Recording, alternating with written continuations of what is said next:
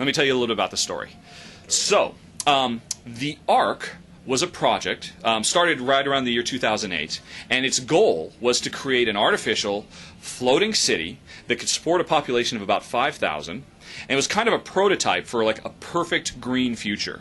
Where you have like 100% recycled, green sources of energy, no carbon, all of that stuff. It was going to be like a beacon of hope, because obviously it's a problem. I mean, everybody kind of, I assume you buy into global warming. Good man. So it's obviously a problem, and that was the goal. And the thing is, they succeeded. This prototype was actually successful, and just when things were going to good, and we were going to actually take that technology and apply it to the world, and maybe save the world.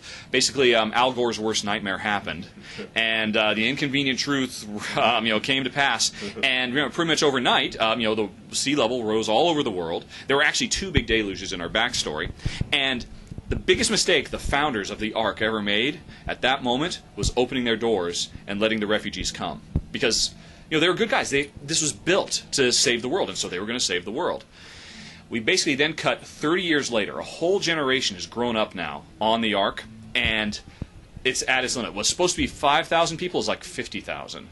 There's no resources. All the cool prototype technology is breaking down, and there's nowhere to go. They've completely lost touch with the outside world. Some people think it's gone. Some people think it's a conspiracy, and there's still people out there. And at the beginning of the game, the whole Ark is on the brink, hence the title, the brink of a full-out civil war. And so, the first thing you do is you decide, well, which side am I going to be on? Am I going to be on, the side of security, which is kind of the man, basically, fighting to keep the place going.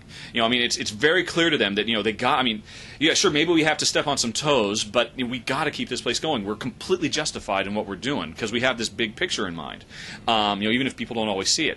Or you play on the resistance side, which is, all about, supporting the people who are living in, like the shantytown slums, stacked up a mile high, crammed in, and just, fighting for basic human decency.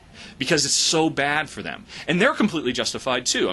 Both sides, there are no villains in this game. Both sides have a really strong point of view. So you pick one side or the other, you go through a full campaign, it has a beginning, middle, and end, really interesting story, and then you play the other storyline. And you see that same basic series of missions, but from a completely different point of view. And so that's really a big part of what the story of the game is all about. Is like kind of showing people how there's no simple answers, and there's always 2 sides to everything, and you can't really solve a problem unless you really literally walk a mile in the other guy's shoes. That's kind of like the big theme of the game. So that's our story, and you're going to come in, you're going to play through that. Now, let's assume you don't like multiplayer, and so you're just playing along. There's going to come a time in the game when we've been watching you. Our game has actually been watching how well you're doing, and we can see that you're getting better and better. You're mastering the systems. You know how to make smart use of the wheel and choose objectives, and you're leveling up. Getting a lot of new abilities. You're becoming more powerful, and we'll actually stop the game and we'll talk to you. Not a character in the game talking to your character. We will talk to you, and literally say, "Hey, you know what? We think you're doing okay. We think you're ready. Why don't you try your next mission online? You don't have to. You can play it offline. It'll still be great. You and your team will go in and do whatever you have to do. But you can try it online, and the enemy will be other humans. Give it a try. You know what? We'll bribe you. We'll give you twice as much experience. Because it's all about experience points and leveling up because we have this big RPG thing. And, I think a lot of players go, I don't play online, but I'll give it a try. Why not? And I think what they'll find is, wow, this actually works really well. Since I know my way around and I feel a little bit confident, I don't just immediately just tune out.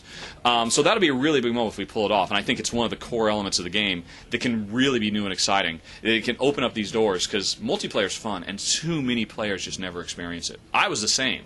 Before I came to work for Splash Damage, I love Call of Duty, I love Halo, I love playing these games. I play all the way through the single-player story, and then I just walk away because I've had bad experiences.